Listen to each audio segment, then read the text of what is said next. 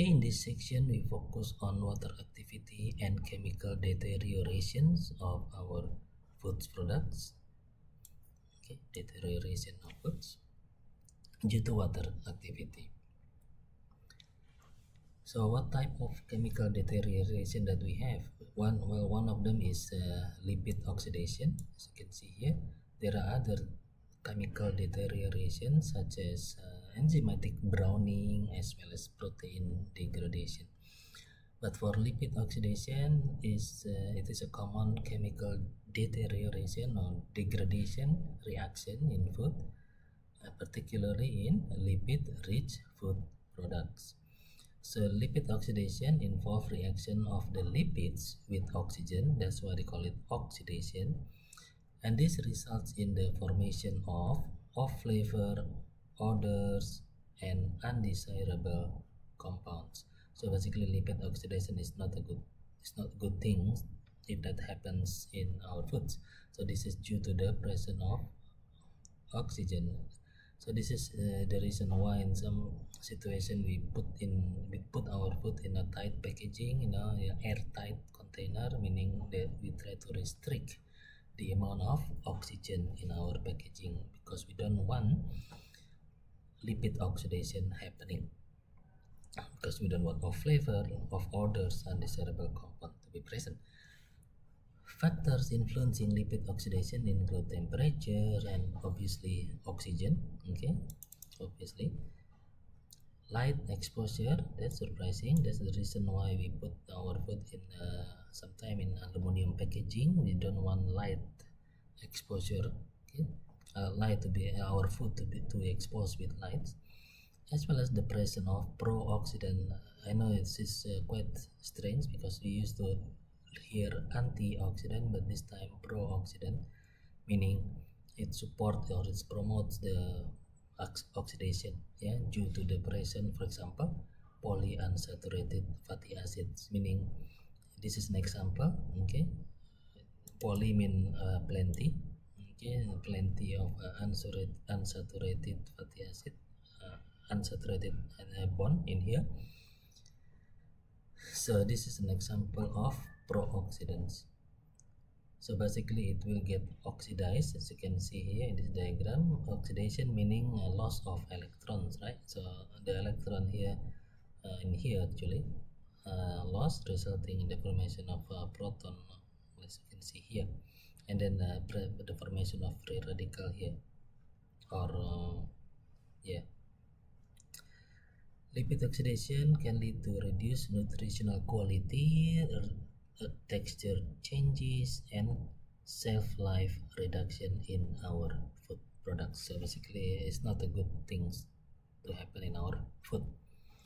The other type of chemical deterioration is enzymatic browning. So this is also a type of chemical degradation, browning. So this browning is due to the action of enzyme, particularly polyphenols oxidase. As you can see, oxidase meaning it's an enzyme, that catalyze phenol. Poly means many, phenol is phenolic compounds. Peroxidase is also an enzyme on our phenolic compounds in our fruits and vegetables. So when the tissues are damaged, for example due to cutting or accidental damage, the enzyme of this one, polyphenol oxidase and peroxidase, come into contact with the substrate, which is the phenol, come from the fruit itself and the vegetables. And this contact result in leading to the formation of brown pigments such as melanin. So pigment is basically coloring. It's a pigment, it's like an organelle, but full of melanin. Okay, resulting in brown color here, as you can see in the food on the left. Okay, in a cut apple. Factors influencing enzymatic browning include pH, temperature, oxygen availability, and enzyme substrate contact. Obviously, the contact of the enzyme, polyphenol oxidase, and the phenolic compound as the substrate. Enzymatic browning can result in color changes, as you can see there, flavor degradation, and reduced aesthetic appeal of the foods.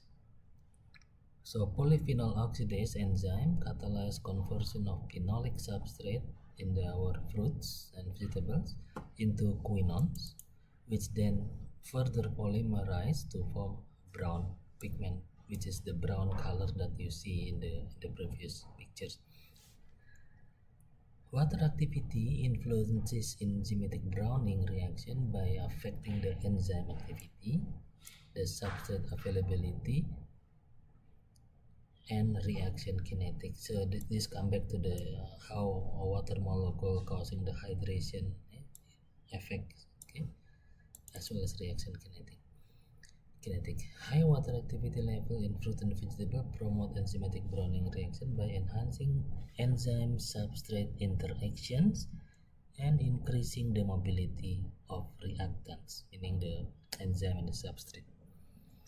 Conversely, on the other hand, low water activity, meaning dry condition, can inhibit enzymatic browning by reducing enzyme activity and substrate solubility, and therefore slowing down the browning process.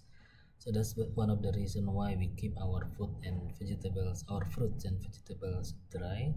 We don't want to cause enzymatic browning. And also important is to avoid damage, otherwise if the tissue is cut or exposed, then the enzyme and the substrate come into contact and causing the browning, decoloration, color changes. The third chemical deterioration, the type of chemical degradation is protein degradation, to the breakdown of protein molecule into smaller peptides and amino acids, okay, through various chemical reactions. Factors influencing protein degradation include temperature, pH, enzyme, and water activity as well. Protein degradation can occur through processes such as hydrolysis, oxidation, and Maillard reaction. As you can see here on the surface of this beef, okay, it's basically protein degradation, but it doesn't degrade the main meat below, only the protein on the surface, okay, turn into brown. That also produce a distinct color and flavor, caramelized, that people usually call it, due to the contact or the interaction between sugar molecules and the proteins in the presence of high temperatures. That's what Maillard reaction is. So leading to changes in texture, as you can see, the texture changes. The flavor also actually quite nice, it's caramelized, and nutritional value, but not on the entire, only on the surface. Protein degradation can compromise the sensory attributes, nutritional quality, and functional food products, impacting consumer acceptance and the shelf life. Maillard reaction is a form of non-enzymatic browning, as you can see here. Typically proceed rapidly at 140-160 degrees C, which is a high temperature basically during grilling or cooking. So what's the role of water activity on protein stability? So beef is type of proteins. Water activity influences protein stability by modulating hydration dynamics and solvent interaction. Modulating meaning controlling hydration dynamics. If we reduce water activity, then we have a low or less hydration dynamics and solvent interaction. Optimal water activity level maintain protein hydration and stabilize protein structure by facilitating proper hydrogen bonding and hydrophobic interaction. High water activity environments can promote protein denaturation by disrupting the native protein structure, the native protein 3D structure, as you can see on the left, through excessive hydration. Similarly, low water activity condition can also lead to protein dehydration, reducing solubility and flexibility and promoting aggregation and finally denaturation.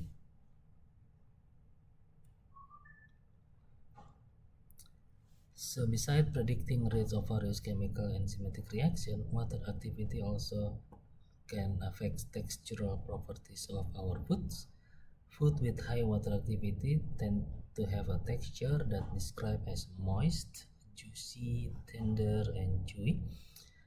On the other hand, food with lower water activity often result in undesirable textural attributes such as hardness, dryness, staleness, and toughness.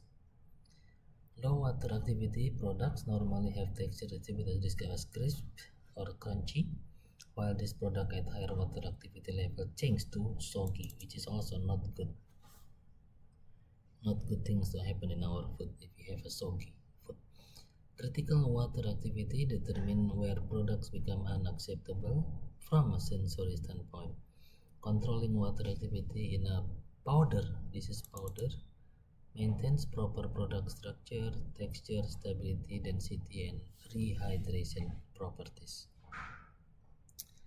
This graph is showing a mix of elements, if you like. Yeah, it's showing the previous same element as before, the enzyme activity, the mold, the yeast, bacteria due at a particular water activity here, the enzyme, but also the oxidation level here on this graph.